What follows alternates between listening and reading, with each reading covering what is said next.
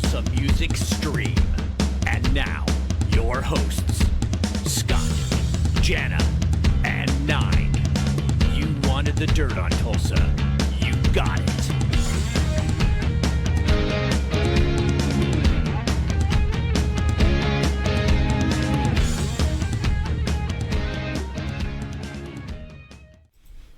Welcome to Tulsa Music Stream. This is episode 73. We will be joined by Phil Lewis of LA Guns shortly. It's good to have you guys with us on a Monday night. Shout out to you guys in the chat room, Elizabeth Talcott, John Cardello, Charles Martin, many more of you in there. Thank you all for jumping in here, kind of at a last minute notice thing.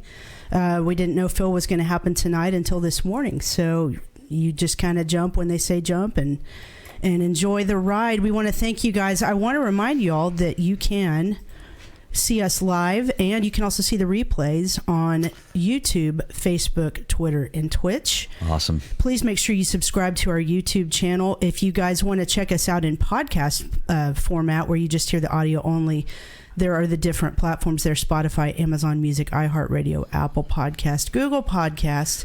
You can see us and hear us all over the place. How are you, Scott? Hey, I'm doing good, man. It's great to have Phil back on. Yes.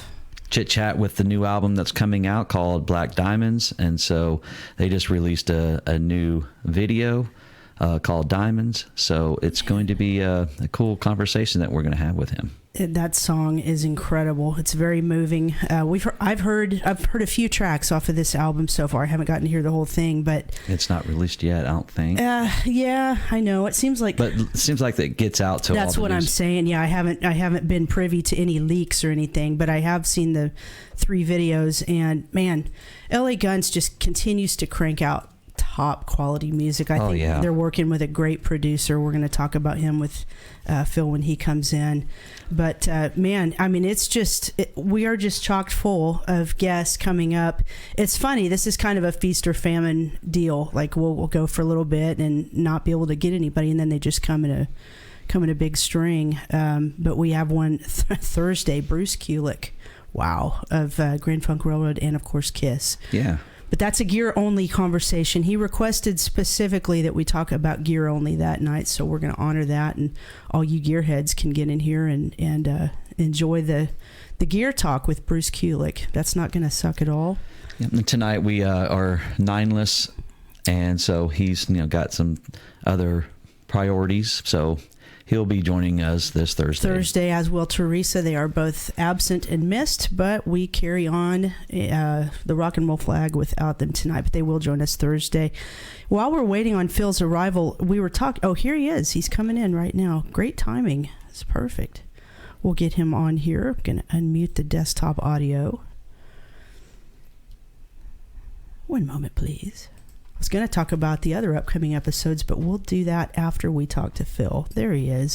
Hey, how you doing, guys? Can you hear me all right? Yeah, we hear you great. I'm going to put you on screen. Oh, it's great to see you again. You're like an old friend to this show, and this is our...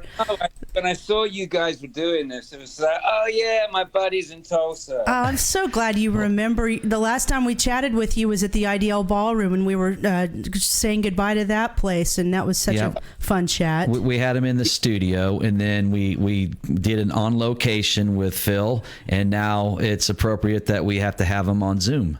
Yes, and I love your closet back there. This is your wardrobe, is it not? It's not my closet. Hold on a second. Oh, now, okay. There we go. There you go. What a reader you are, Phil.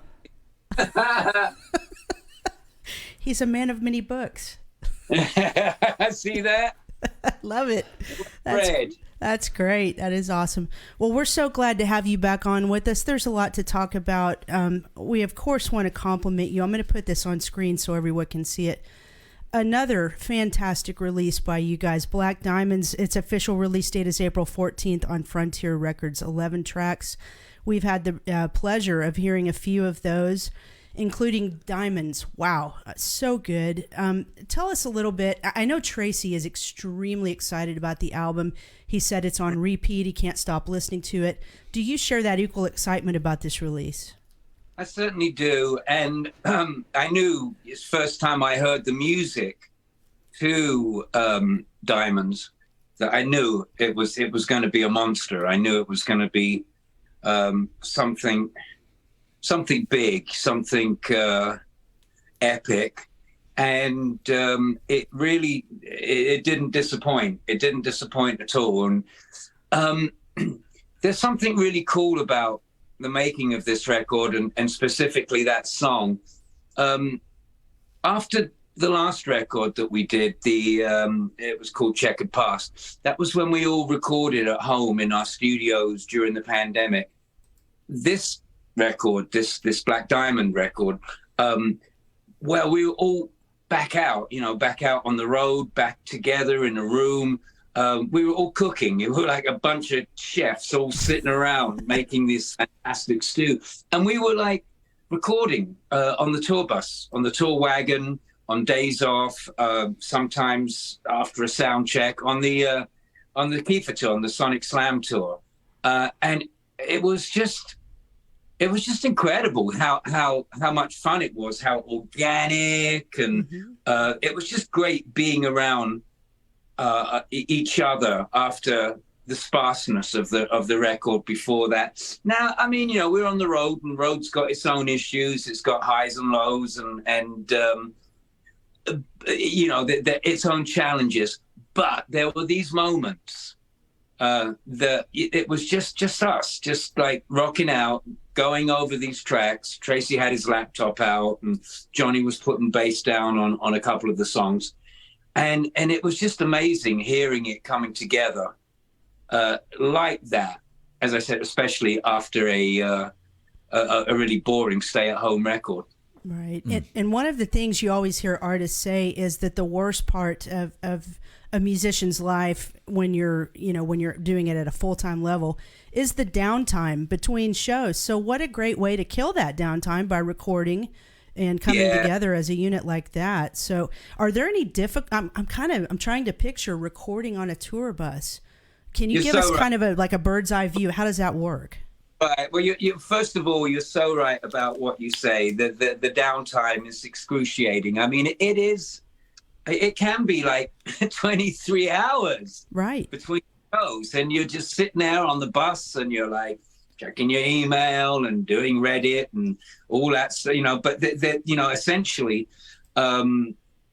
if you don't want to do sound check, sometimes I do, sometimes I don't, sometimes I can, sometimes I can't.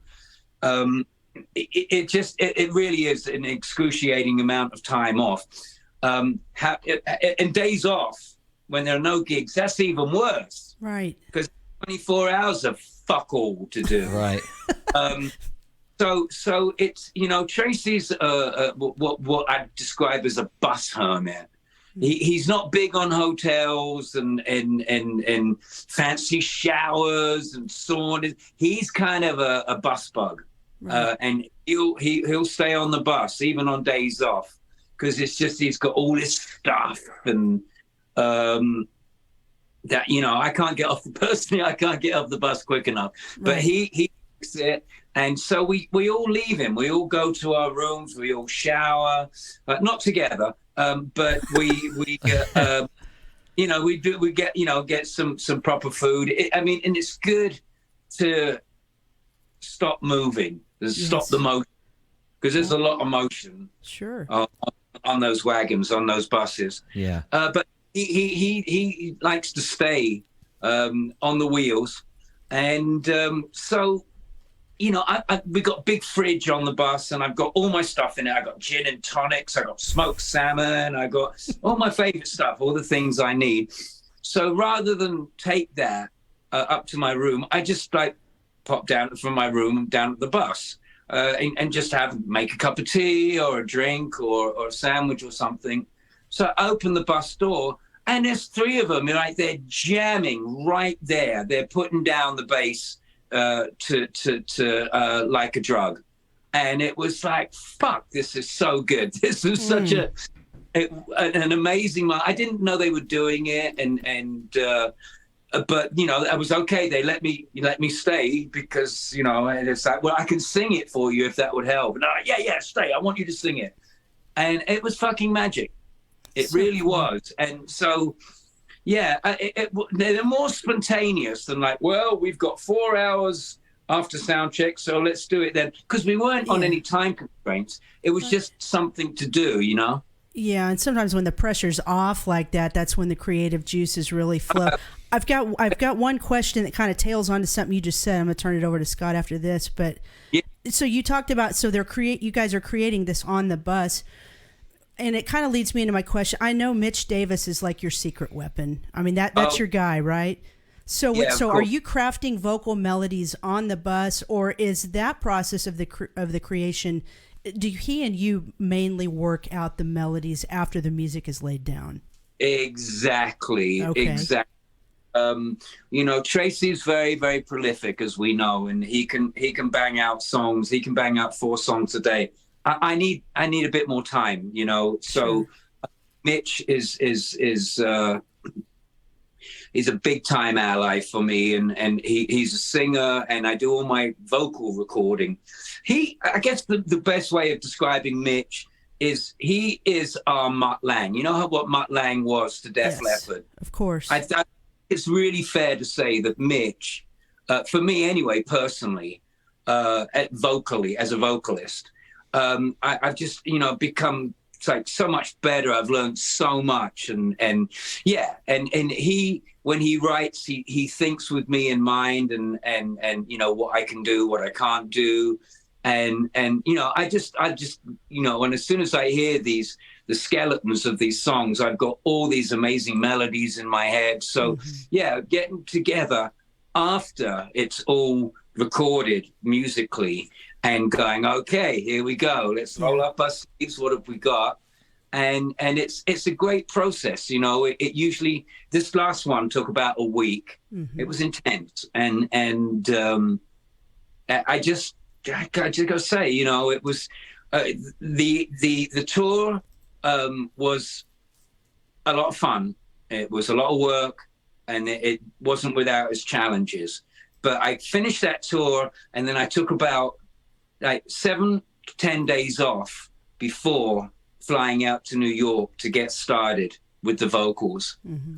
And it was just when I got there, and you know, like the weather was just right. Mitch had just finished his studio, and Mitch was the same as us too. He'd been stir crazy from the pandemic, so he had this beautiful studio that he built prior to COVID, and he couldn't use it. So finally, we got to go in and ride the spaceship, and it looks like a spaceship. It's incredible.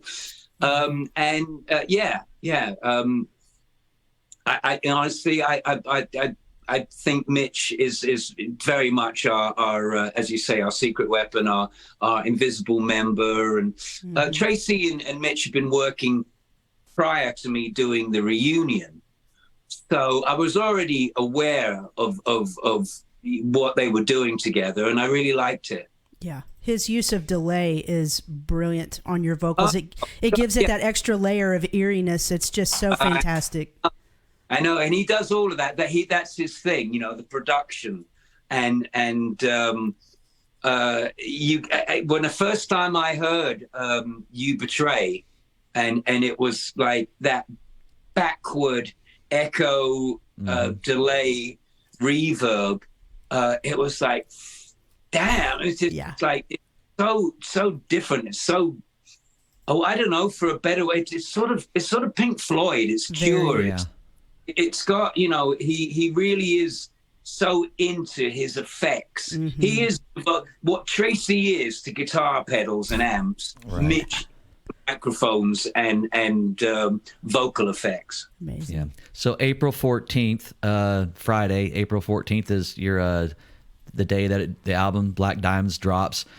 What preparation do you guys go through leading up to that date, the weeks leading into that? Do you guys have a game plan? Is it a lot of confusion? Is there a lot of overwhelming things that you guys got to do? No, you know, Scott, mostly it's just this, you know, it's prepping it and talking about it and answering a lot of questions and sort of peeling the onion a little bit. You know, people want to know, now that they've heard it, they want to know a little bit more about it. and I really enjoy that. Of course, making videos, of course. We've made 3 videos already from this record. We made first one, Shattered Glass. Yeah, you just released a new one, Diamonds. But You Betray. Yes. Which was sort of intense and cartoonish and crazy. And then we did Shattered Glass and Diamonds. We did those basically back to back. Oh, wow. The following day, recently. Yeah. And it's for me personally, I like to get a different vibe for a different video, for a different song. Mm-hmm. Like, I think Shattered Glass, the look of it, the white stage, the rotating stage is very much different from the sort of the vampire Lestat kind of vibe that we were going for in Diamonds. Right. Both fun, but stuff like that is what sort of what a band will do, what will you do before the release of a record, and it's good. It's from the time you finish the record, it takes 6 months for it to come out. Mm-hmm. So you got to sit on it. You got to sit on. Got to contain yourself, and fortunately we had stuff to do, but I know that drives Tracy crazy. So where did you guys shoot Diamonds? Because I'm sorry, it's my favorite. I just love it. It's a beautiful song, and I look at the video, and to me it looks like a house where you should be living. Yeah, I know. That's what, and when we got there, I felt that too. It was like, God, there was a library there.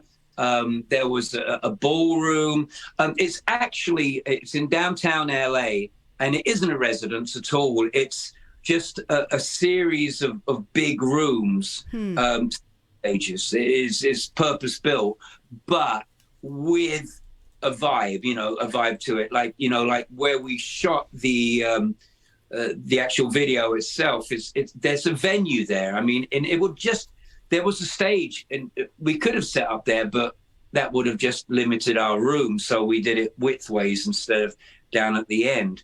But wow, talk about a vampire theater. And that was like a theater, like the stage at the end of that room. And they had all these cool artifacts and furniture. And as I said, next to where we shot the video, there was a library, and we had a lot of. It was pissing down with rain. That's the day we were doing it. So we were absolutely marooned. We couldn't leave the building. We couldn't go anywhere. So, and it was cold, and the library was kind of warm, and it was a library full of books about the Russian Revolution, a bit like my I was library. gonna say, just shoot a video in front of that. But with real books. Right. This is your 4th album. It's almost like your 4th comeback album, and all the last 4 albums have just been, well, I haven't heard the last one yet, Black Diamonds, but the last 3 were just masterpieces in my mind, and they just kind of, I'm hoping this 4th one kind of completes something. I don't know. I don't know if this is a new chapter for LA Guns, or is this the final chapter for LA Guns? A final? No, hell no! Don't be silly. Look, the thing is, the first 2 were very progressive. They were very heavy. They were very heavily Sabbath influenced. They were, had the intense Shane Fitzgibbons, big bombastic drums. The 4th one, I feel that we've really honed the songwriting, and it's if you would have to describe it, does have a theme, and the theme would be it's fair to say it deals with breaking up. Mm-hmm.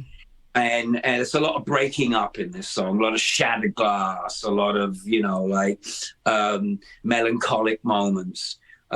But, you know, and look, you know, apart from Diamonds itself, which is quite long, it's about almost 6 minutes. Everything else is really short and bang, bang, bang. And it's a lot of power pop there. There's a lot of Cheap Trick kind of stuff. Hell of a lot of Zeppelin influence, of course. Got, you know, figure Tracy's biggest Jimmy Page disciple there is. And if you've got a clue, you can hear quite a bit of fun in it, because it is fun. It was fun, and so yeah, no, you know, he's already started. Fucker's already started working on the next one. Wow. Oh my God, that's incredible. The lyrics for Diamonds is incredible. I'm not sure where that you get your inspiration from, but it says, "I know we're broken, but we shine like a diamond now." I'm not sure where you get your creativity, where you get this energy, where does all this come from? And it just seems to kind of come at a rapid pace for you guys. You know, it's a beautiful sentiment. You know, a broken glass, broken bottle, it can't hold anything, but you hold it just right, and it will shine like a fucking diamond. And it's that simple. And I've read quite a few, a lot of fantastic comments on YouTube that since it's been put up, and you know, it's always the squeaky wheel, isn't it? It's just like some guy goes, well, it's not very deep in lyrical content, and yes, you're right, it's not, and it's some things aren't supposed to be. It's not the dark side of the moon. Sure. It's just a beautiful melodic ballad with a simple message, and not a whole bunch of words, dude. And he was like upset by it. He was like, "Oh wow, you know, it's lyrically a little inept, if you ask me." Oh, good grief! Like, you can't please everyone. No, you can't worry about that. You mentioned Shane Fitzgibbon. Sorry. May I ask what led to his departure and then the addition of Sean Duncan on drums? Well, actually, it was Scott Coogan. Money, and lots of money. He's working for Kanye West. Wait, he was working for Kanye at the height of it, you know, before all the nonsense. He got offered a studio gig, a co-writing gig, and just really an offer he couldn't refuse. Shane's a studio cat. He can play anything. He's a great drummer. He's a great engineer. But most of all, he's a great guy. And he's just kind of a good guy to have in the creative process. And, you know, it's just like a stupid amount of money. Yeah. He couldn't turn it down. And so then we got Scott Coogan. Right. Also is absolute monster drummer, awesome vocalist, and just the sweetest guy to hang out with, and we became really, really good friends. And then our paths during the pandemic. That's right, because we needed to proceed with the record, and Scott didn't really have a very good studio setup, so we ended up using our other secret weapon, the seventh member of Ray Guns, Adam Hamilton, who drums on and all the records, apart from the ones that Shane did. So he did. Adam did this one and the one before it, the Plague record too. And because Adam's a producer, he's got his own studio. So Tracy was hitting him with all this music, and sometimes even it went the other way. Like there are certain tracks on there where Adam was in the studio and was just banging out this great rhythm and sent it to Tracy and said, "Oi, put something on that." Wow. So yeah, that was great. That was Adam doesn't. Not much of a road guy. Okay. He's more of a studio cat, family guy. So he's perfect for our recording drummer. And then Sean, who's just amazing drummer that has been friends with Tracy for something like almost as long as we. Like even they were all raving about this band Odin when I got off the Mayflower. Love Odin. Right. Like this band Odin, and it's God damn it, it's the drummer from Odin, and he turned out to be a great drummer and a really nice guy. Cool. So yeah, it's cool. When you came back to join with Tracy, did you realize at the time that the writing was going to go at this rapid of a pace? No, I don't think I thought it was going to be this quick. But I don't mind it. I knew it was going to be really good. I knew that everything we were going to do was going to be of a, I think that, the missing piece musically, sonically is beautiful. I think it's high quality stuff. It's not bubblegum. There's good bits of bubblegum on it. And that's a very, that's an intrinsic part of this band. I can't deny that. But I didn't think that it was going to be this rapid, and I didn't think it was going to get this fucking good, to be honest. Right. Yeah. Right. The last four has just been very, very good stuff. It's almost like there's just been. I think every album, the new album that I've just putting out is the best thing I've ever done, and it's going to make me a billionaire. I honestly do. I'm still the same. I haven't changed. I'm just as enthusiastic and optimistic as I was when I was 19. Yeah, don't change, because we need good rock and roll out there. Now, the last time that Tulsa saw you was when you were here and you played at the BOK Center, and you were with Poison and Tom Kiefer. How did that show go?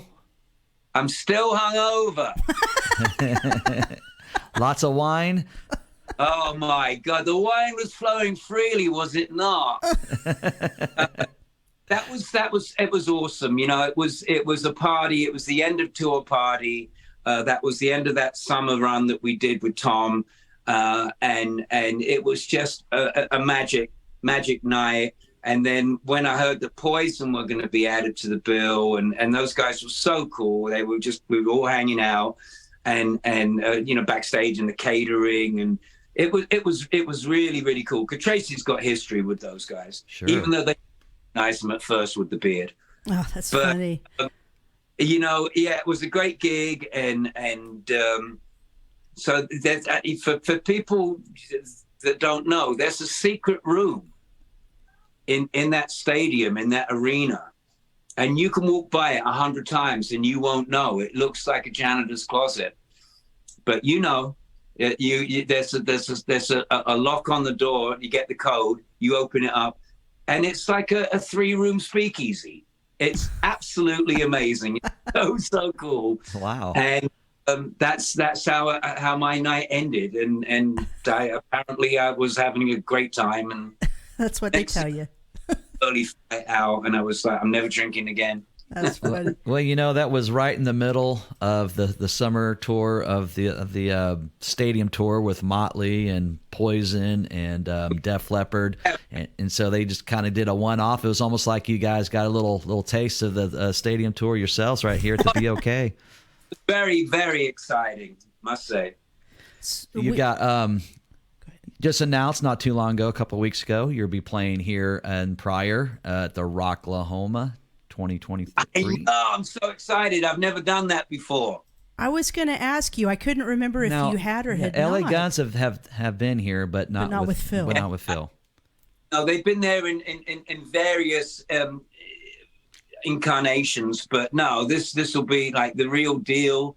Playing Rocklahoma. I've really, really wanted to do this for a long time. And wow, look at that lineup too. Oh, yeah. It's fantastic, and it's a really good, diverse lineup. And I think a band like an old bunch of rockers like us will hold our own. I got to tell you, Phil, when Rocklahoma first and I know there was an older version of Rocklahoma way back in the day, so every time I say this, I probably have people saying she's wrong. But when Rocklahoma came about in '07, it was mostly bands like yours. And then over the years, as the audience has aged, they've tried to incorporate more newer bands. What I really like, I'm going to put this back up, about this year's lineup, it seems to be a really healthy blend of both. You know, you've got your Godsmacks and your Bushes and stuff like that, but then a really nice selection of bands like yours that's our favorite, like Skid Row, but you know, Warrant, LA Guns, Kicks. I mean, it's Bullet Boys, Steven Adler. It's going to be killer. You're going to love it, man. If you've never experienced it, just get ready. Oh, yeah, and it's definitely something that I wanted to do. I'm so glad they're still doing it, and I get a chance to finally jump on it. It's always just wildly successful every year, so you're going to have a blast. And while we're talking tour dates, let's put this up too. This is your April set of shows for the Black Diamonds tour. Let's see, April 12th. You guys are. I wouldn't really describe it as a tour. I'd describe it as a run. It's kind of a West Coast run. Okay. We got new management. We got we got a new agent. We got new management. It's basically new band infrastructure, and it takes a little while for things to fall into place.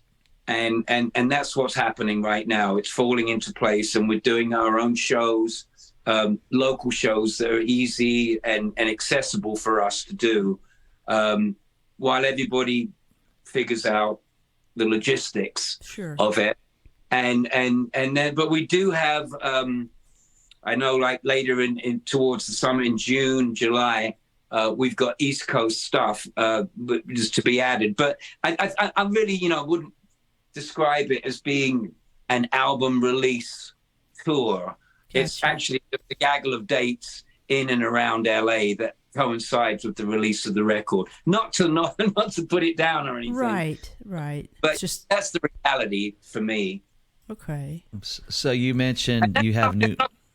They're all great dates. I mean, they've got the Whiskey on Saturday, April 15th. Can't wait for that. I mean, it's really, really good. But it's, it's sort of mostly sort of weekend warrior stuff. But that's all right. We'll take it.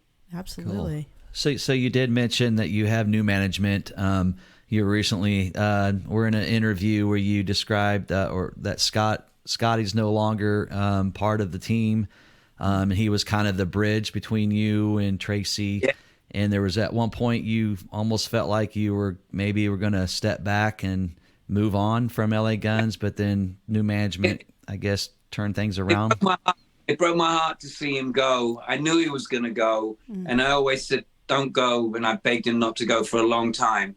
But in the end, he just, he had to go, and I had to decide, am I,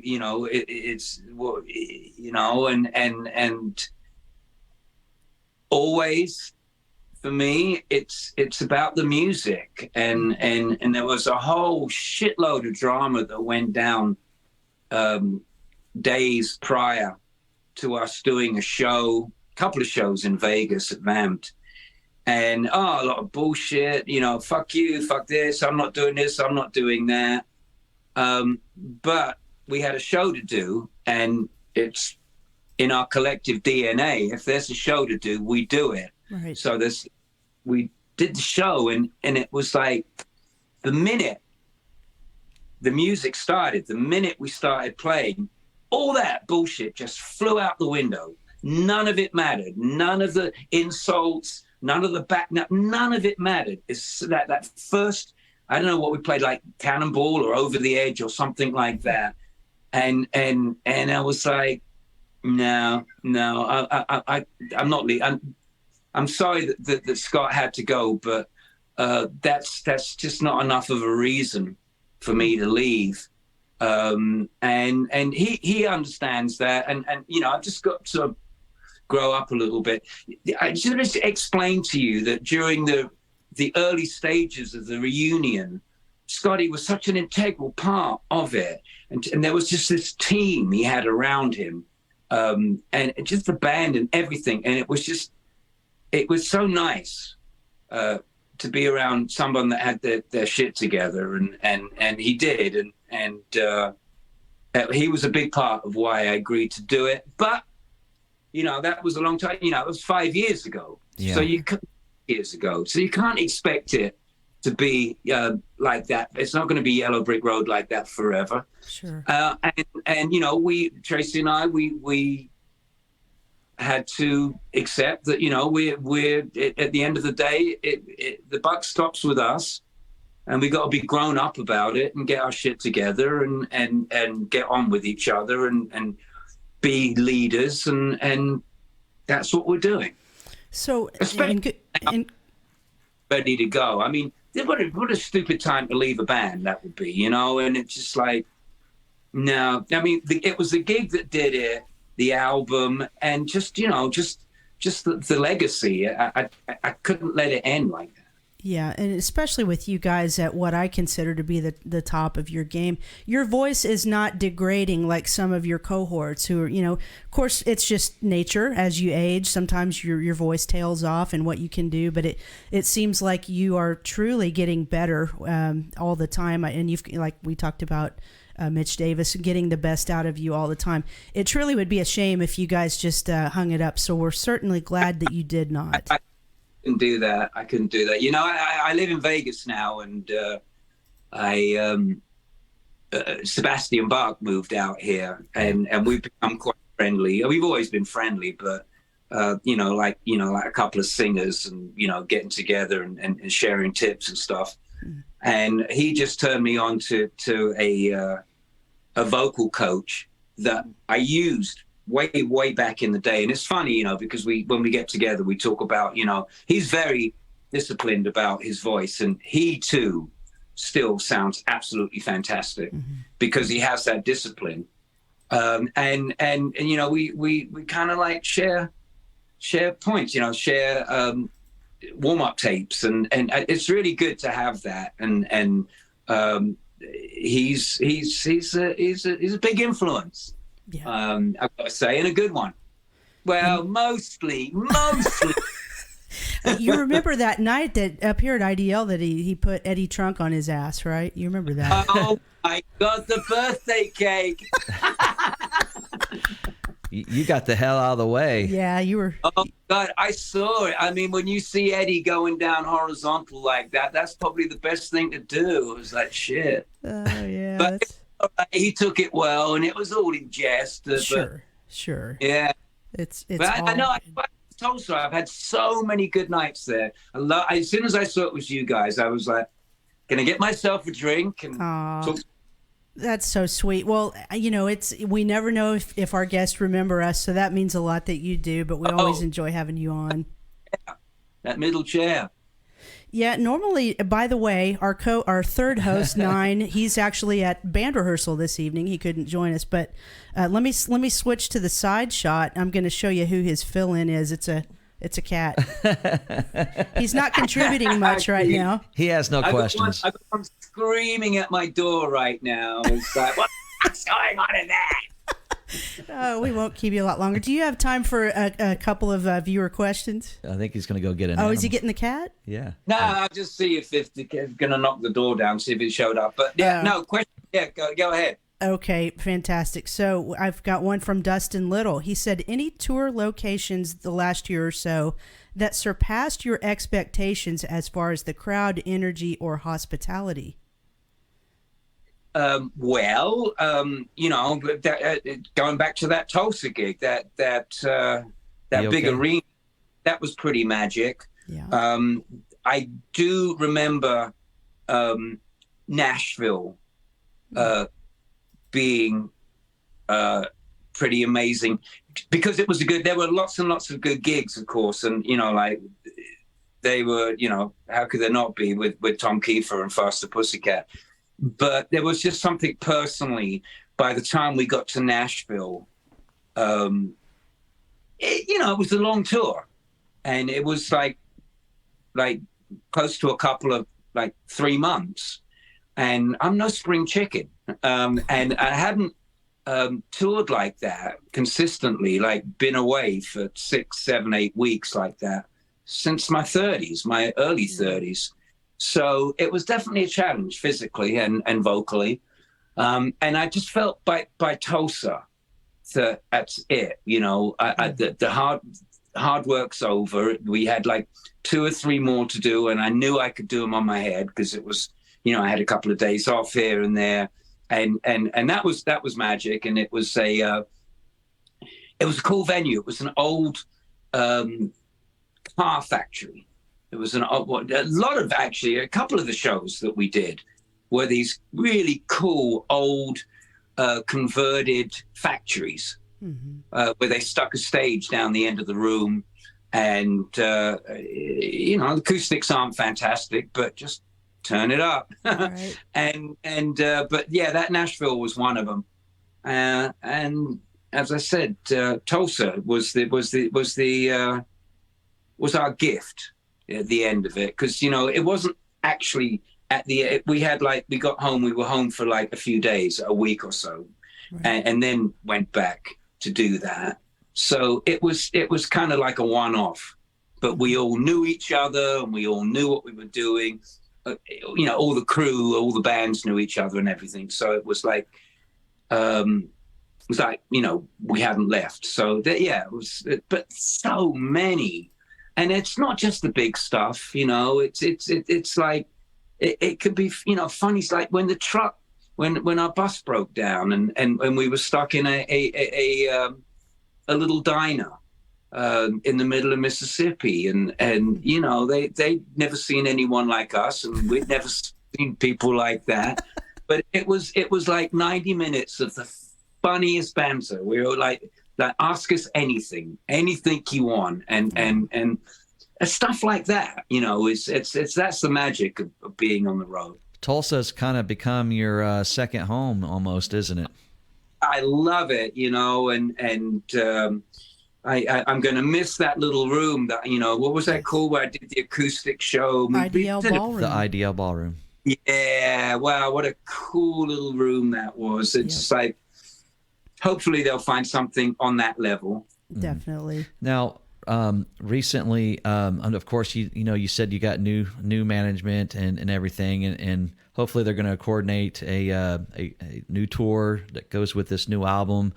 And I know you guys, you know, a while back, you finally settled on the name thing with the Steve Riley thing. I hope you're pleased with the outcome of that. And I know, go ahead. Well, you know, I mean, it just the fact, you know, like it doesn't matter, you know, what it is. It's first of all, the first thing is it's not LA Guns, it's Riley's LA Guns, and for whatever that's worth, great. But you know, that immediately says that this isn't LA Guns, and it wasn't massive legal victory, but they decided that he had a smidge of a case, and so that was the agreed settlement. And for me, that's a slam dunk. You know, it might as well be called Riley's Rolling Stones. You know, it doesn't matter as soon as you hear that. And I honestly, I don't think that that's serious about it. And it really sucks that it actually had to come to that, and to court, and wasted stupid money, and money that, you know, they didn't have, and we could have done so much better with. It was just a load of bullshit. Yeah. And they're pretty much done now, and I've got nothing against them going out as Riley's LA Guns. I'm actually supportive of it. It's just that, you know, you remember when we were talking about this, they were putting some fast shit, and that wasn't cool. They were going out as LA Guns, and they felt that they were entitled to, and we simply couldn't allow that. I don't want to spend much more time on that topic because it's old and everyone's moved on, and it seems that everyone pretty much got what they wanted. But I did read a recent comment from him that struck me kind of odd. Just give me like a 60-second take on how you took the comment, because I know how I took it. He was actually speaking well of you guys and said he wished you both well. But he he tried to talk about their approach to touring, and he basically, in a nutshell, was saying they're just doing select dates at higher quality venues where, you know, it's nice casinos where they can sleep in nice beds. And it wasn't that he was downgrading the type gigs you guys are doing it, but, you know, he made it known that you guys are out there in the smaller clubs trying to string just a ton of dates together, and they don't want to do it that way. I'm highly doubting that the quality of gigs that you guys are getting is lower than the quality of gigs they're getting, correct? You know, if it makes them feel good saying that, that's great. That's fine, you know. And I'm not saying that we haven't played the odd dive, and I'm not saying that we won't ever will again.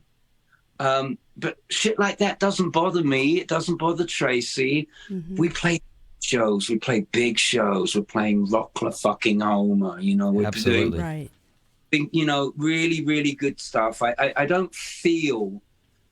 I feel that the music and the legacy of this band sells itself. I don't have to talk it up and say, well, we played to a 5,000 seat arena 2 weeks. I don't care. It just doesn't care about stuff like that. And you know, if that makes them feel, you know, we do. They do about half a dozen shows a year. Yeah. We're 200. Right on. Now, you did mention in an interview about an 80s cruise. Yeah. Like a very diverse lineup. Can you tell us a little bit more about that? We just did it. Oh, cool. Oh, my gosh. And it was with the Devo. What must have been about a couple of weeks ago. We all came down with COVID. We all got off the boat sick. It was so much fun. Well, first of all, it was an 80s cruise, and it did have Bret Michaels on it, and it did have Vixen. But apart from that, it was really like Devo and Living Colour and XTC and like the sort of the 80s stuff, you know, the sort of the Live Aid kind of stuff, if you will. And it was it was so much fun with these different style bands, and a lot of them were English. So that was a laugh for me, being around British bands and hearing their jolly old accents. But Tracy loved it. He became. I thought he was going to be the new white member of Living Colour. It was really, really a lot of fun. Devo was great. Bret was great. It was really good. Normally our cruises are they're very short, like 3 or 4 days, 4 at the most.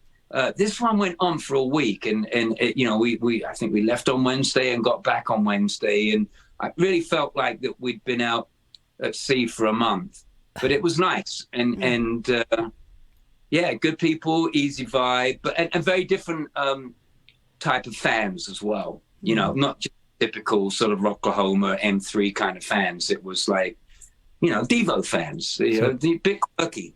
being out to sea that long, I mean, when you got back, was it hard to get your legs underneath you, or? But I wasn't sure, but then COVID kicked in. I was like, oh shit, no, but we were all vaccinated, and it was a very short bout, and it wasn't serious or anything. But yeah, I mean, it is weird getting off that thing, and of course, they're very up on washing your hands and so it's clean, but something like COVID's in the air, and you're in an elevator. That's or in right. Someone's got it, you're getting it. And so it was like a little take-home souvenir. Merry Christmas. Hey, I'm going to go in a totally different direction. We do have several questions. I'm going to try to go quickly through some of these. This is like kind of in the technical world. This is one of our local sound men. He's asking this, and I think FOH means front of house. He says, does your front of house have any influence upon your tone in the live world? Do you understand what he's asking? Absolutely do. We love our sound man.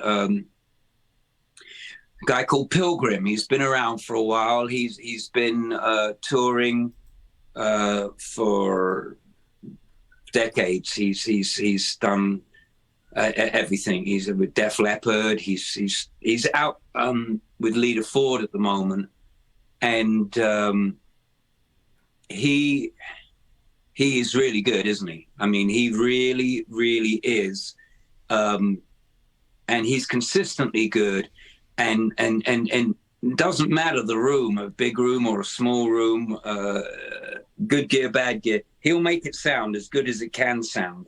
Mm-hmm. And he spends a long time doing it.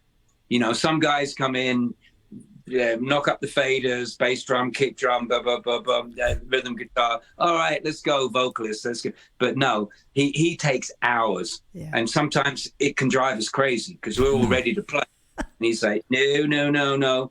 And he's another one of these guys. He's, although he's a front of house live guy, he rarely looks at the band. And every time I'm looking to see if I'm making eye contact with him, no. His focus the whole time is on the faders and on the effects. And he is another secret weapon, I've got to say. We're lucky to have him, and it's really important to have a good front of house guy, especially when you're playing new music. Sure. And you've heard the album and what Mitch has done with those vocals. You can't have some guy like the house guy putting a bit of reverb.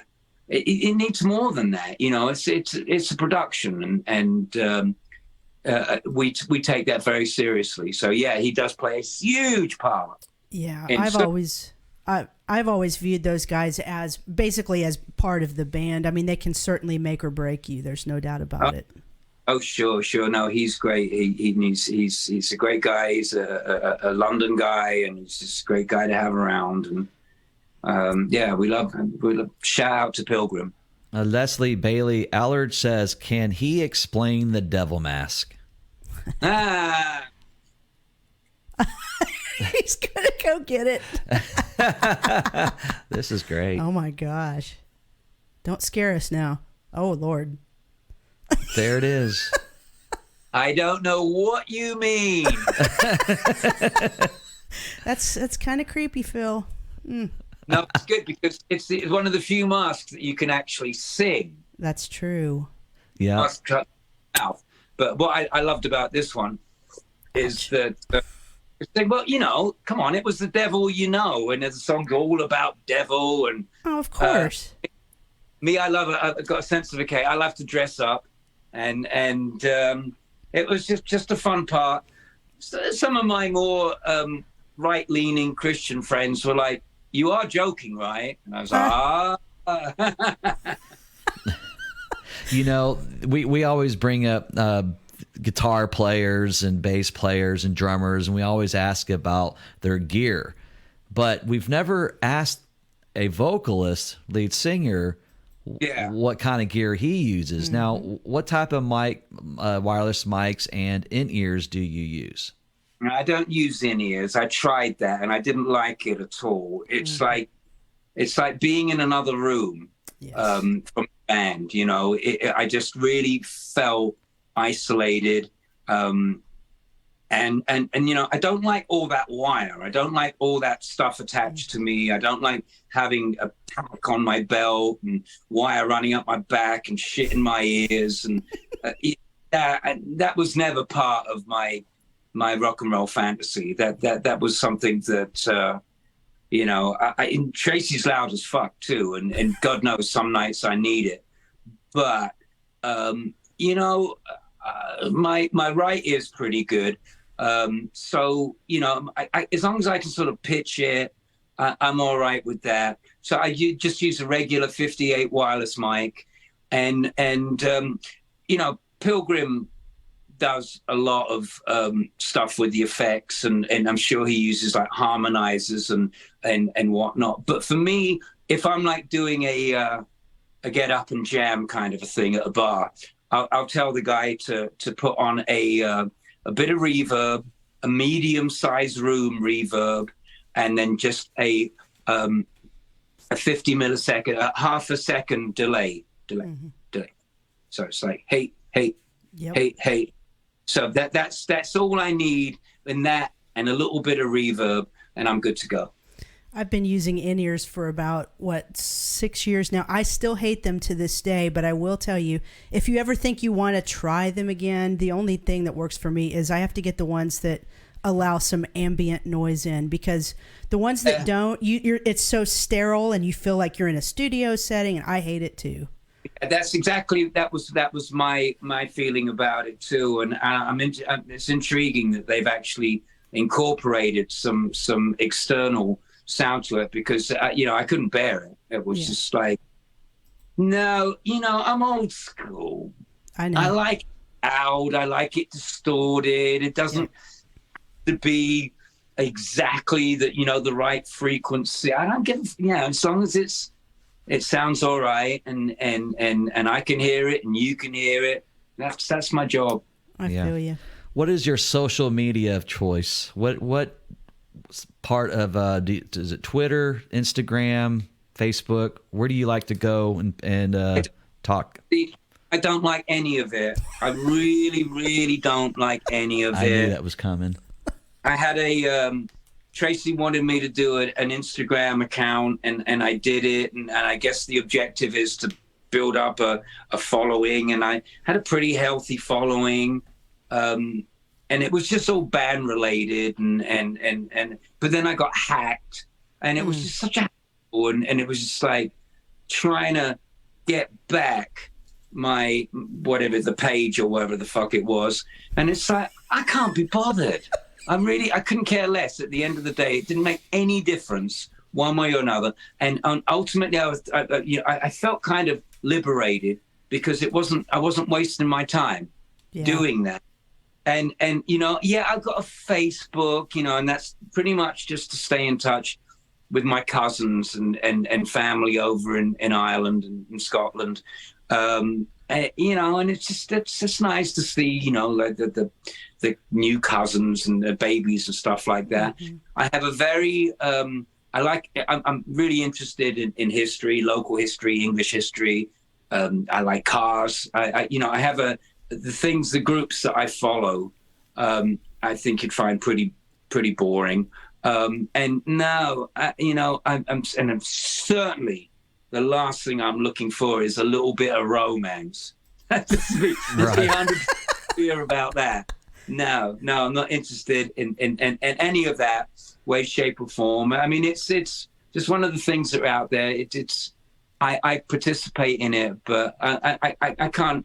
I wouldn't describe myself as being enthusiastic. Now, it just kind of seems like a lot of these guys, rocker dudes, are kind of fighting with each other on Twitter or whatever, and they'll throw out all these blasts. It's fantastic. I live by through him. I mean, it's just like, 4 posts a day. God bless him. Yeah.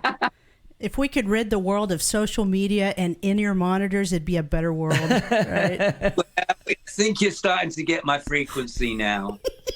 I'm with you. Hey, let's talk about something kind of fun that I just happened to see on on LA Guns Facebook page. Have you had any of this coffee yet? Do you even know? Yeah. Is it good? Oh yeah, it's fantastic. Really? What do you prefer, the Black Diamonds or the... No. Not many people know, but we got our own plantation down in Colombia. And it's not a big operation, 1,000 acres or so. And we're just, this is going to be our first batch. And wow. They actually, between you, they put cocaine in it. Is that right? Just right, just so that your lips get numb when you drink it. So when you have to do those back-to-back gigs, that's what you feel yourself on, right? That's right. Gotcha. I gotta tell you a funny story. Tried it and it doesn't contain cocaine. Yeah, we figured you were joking. I want to tell you a funny story. Maybe Scott might have some more that he wants to get to, but when we did our first interview with you, I don't know how many years ago that's been now, if it's been 4 or something like that, and Scotty came to our house, and he was a good protector of you that night.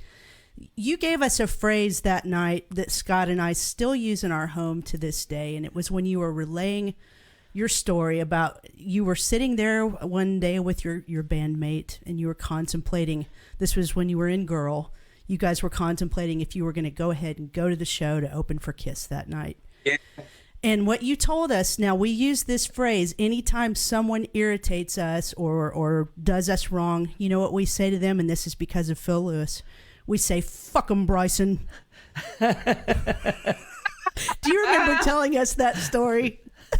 I do. I remember it. I remember telling you, and I'm still in that Chinese restaurant looking out the window, and it's pissing down with rain, and we're supposed to be on stage at Wembley at that very, very moment.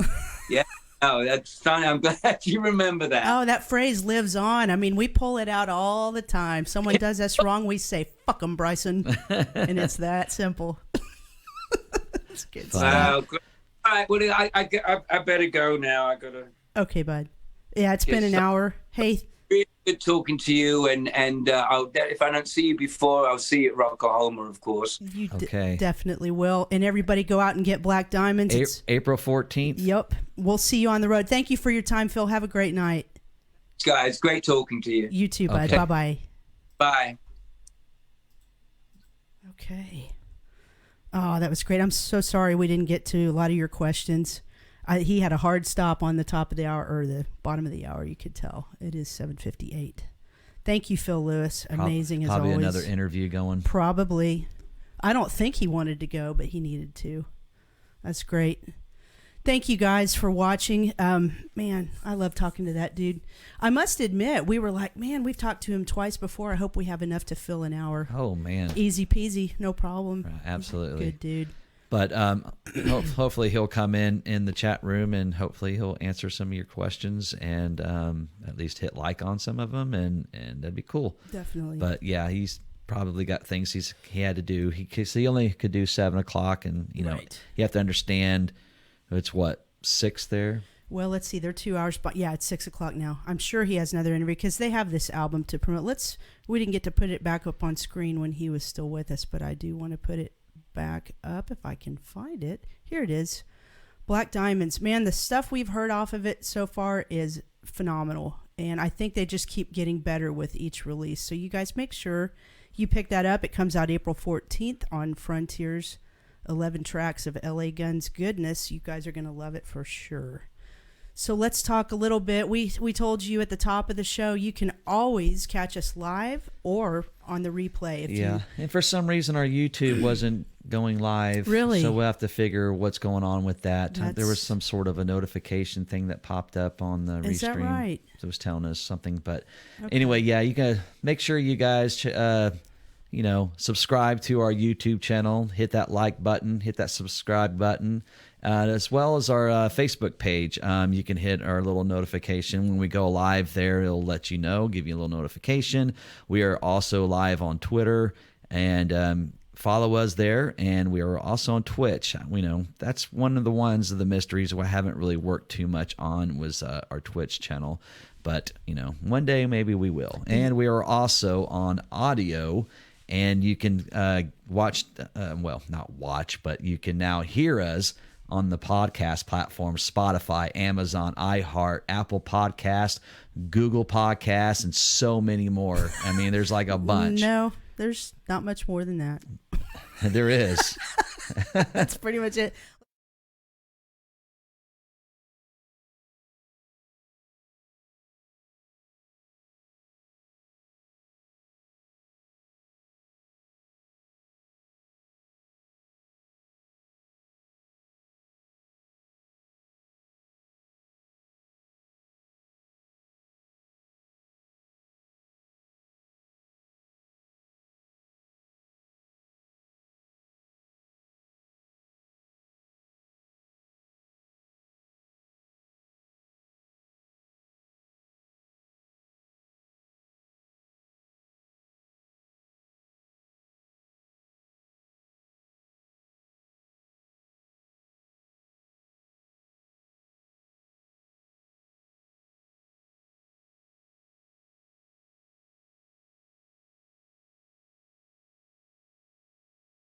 Amazing lineup coming up. We want to give shout out to our sponsors. Thank you so much, Dustin Little, for your continuous support of Tulsa Music Stream. If you guys have any IT needs at all, computer problems, you just need some help from someone with a big brain, Dustin is your guy. Call 918-640-0892 or email Dustin at okiepc.com for all of your IT and computer needs. Doug Burgess, debconcerts.com. Thank you for your support of our stream as well. You guys make sure you go to Rocklahoma, get your tickets. It's going to be a stellar lineup. I have a big favor to ask you guys about this one. We need to pick up the activity on our online store. It costs money to run these each month, and the way you guys help fund that is by buying a Tulsa Music Stream t-shirt or a hoodie or a tank. So if you go to our Facebook page, you can click in the website area of that, and it'll take you to our online store. So pick up some merch from us if you would. And I'm glad to say we've got Greg Shipman back on board with us, gregshipman.com. We're getting ready to do some new rocket science photos with the Shipman, so we're really excited about that. Psychomo Filmworks, thank you. Man, Psych and Angel, shout out to you guys. You had a scary incident happen over the weekend, but they are okay, thank God. But thank you, Psych, for the fantastic intro that you did for this show. That's honestly all I've got. What are you thumbing through over there? Well, you were talking about our rocket science photographs, and I brought the Tulsa. We are in the Tulsa World magazine that came out in the Sunday edition of the Tulsa World. It's a magazine that they do like 4 times a year, I believe. Yeah. Every season they put out a new one. And it was you can buy them online as the magazine itself. We got a full page interview and picture. They covered 18 bands and 18 venues and 18 musicians. And they gave a little story about everyone that they picked from. And we were lucky enough to get on this magazine. And I'm not sure if I know all the subscribers, they also get this magazine, but you might be able to pick them up like 100 different locations and like all your favorite restaurants and bar and grills and just places like that. So hopefully they'll still have those in those places, but if not, you can order them online, and they also have the online the link. Yeah. Just go to TulsaWorldMagazine.com and you guys can find that. And yeah, we were very privileged. Thank you to Bill Haston from the Tulsa World for his excellent and accurate job. Sometimes the media people don't always get stuff right. I guess we're media people now. Sometimes we don't get stuff right too. But anyway, thank you for your coverage on that. Guys, we're going to get out of here. We're going to see you back here this Thursday, just in 3 nights from tonight, as we talk to Bruce Kulick. Yep. We will repost this stream on our pages, on our Twitter and on all that stuff. We'll have the replay up there, and we'll also upload this onto YouTube and get everything up and going. And hopefully, this interview gets picked up and we can get some good views. So we appreciate each and every one of you guys, Tim Hewitt, Jason Fritz, Todd, all you guys. Thanks so much for chiming in with us in the chat room and always being a diamond. See what I did there? Always being a diamond, a black diamond for our stream. So we really appreciate each and every one of you guys for chiming in and always being just always something fun to look at into the chat room as we're having these interviews with these cool rock stars. Having a blast just doing this, 1 year, or not 1 year, but a couple of years ago, we were nothing. Then we just kind of started it with a makeshift little thing on Facebook, and next thing I know, here coming Thursday, I get to interview a lead guitar player that was played in one of my favorite bands of all time. So how funny how